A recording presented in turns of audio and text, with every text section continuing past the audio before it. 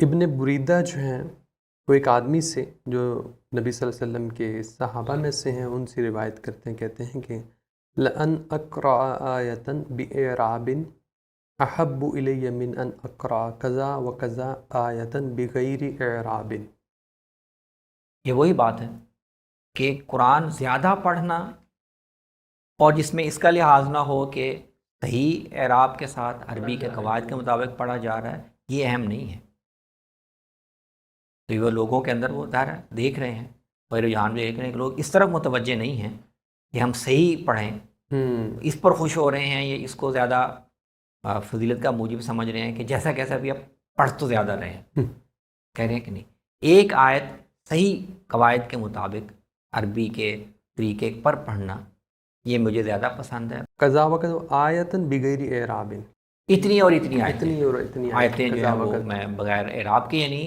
اعراب کی یا عربی قواعد کی صحت کا اہتمام کیے بغیر میں پڑھوں۔ یہ ہمارے ہاں بھی یہ ایشو ہے، قرآن مجید ختم کرنے کے لوگ، ہمارے ہاں ایشو مختلف ہے، کیونکہ ہمارے ہاں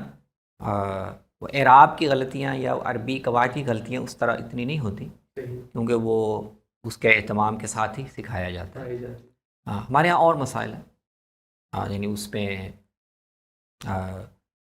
مثلاً یہ ہے کہ اس کے فہم اور اس پر رک کر سمجھنا اس پہ کم غور ہے، اور اس طرح یہ ہے کہ اس کو ترتیل کے ساتھ رک رک کے پڑھنا کہ وہ الفاظ صحیح ادا ہو، اس کو زیادہ ہے، خاص طور پہ رمضان میں جی اس پر توجہ جو اس کے آداب میں سے ہے وہ نہیں دی جاتی، اور یہ سمجھ آتا کہ جلدی جلدی پڑھ لیا۔ تو ہمارے اس طرح کے اور مسائل ہیں، لیکن جس ماحول میں یہ حضرات یہ بات کر رہے ہیں وہاں اصل میں مسئلہ یہ ہے کہ لوگ عربی زبان میں جو چیزیں غلط شمار ہوتی ہیں وہ قرآن میں پڑھتے ہوئے غلطیاں کر رہے ہیں۔ جی